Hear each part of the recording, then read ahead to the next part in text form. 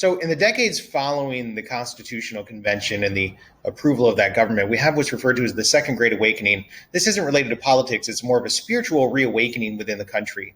And the Second Great Awakening is important for several reasons, but the most important for us here is that it creates this reformed mindedness. So, people are trying to change things in the country and make it better. And the women's rights movement is going to spring out of this reform spirit of the Second Great Awakening. It's also tied into the abolition movement. You can see that here.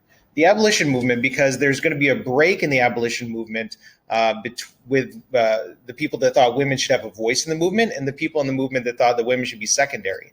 Some of the women decided that they didn't want to wait for their rights while they fought for Black rights. They decided that they were going to fight for women's rights while they also fought for abolition.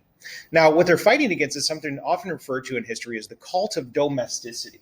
And this cult of domesticity is also referred to as the cult of true womanhood. It's this idea that women could only be happy raising kids, living at home, not going out into society. There's a lot going on with this. But what the women's rights movement is saying, that the cult of domesticity is actually a false narrative, that women could be happy doing other things. So it's going to lead to this women's rights movement that begins, at least for our purposes, with the Seneca Falls Convention in 1848. Now, there are women's rights advocates before this.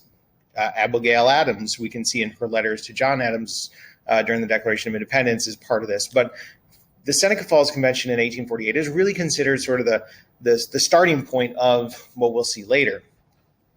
At the Seneca Falls Convention, Elizabeth Cady Stanton and Susan B. Anthony organized this as a women's rights movement. It is a mixed co-ed crowd, but they are really talking about women getting suffrage rights. And suffrage rights mean the right to vote.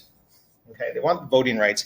And also, Elizabeth Cady Stanton goes on stage at the Seneca Falls Convention and delivers the Declaration of Sentiments. And she uses the Declaration of Independence as her model for this, but she changes it from all men are created to all women are created equal. And then her list of grievances lists all the things that men have done in society to keep women down. So the women's rights movement begins in 1848, and it's going to last all the way through the modern era.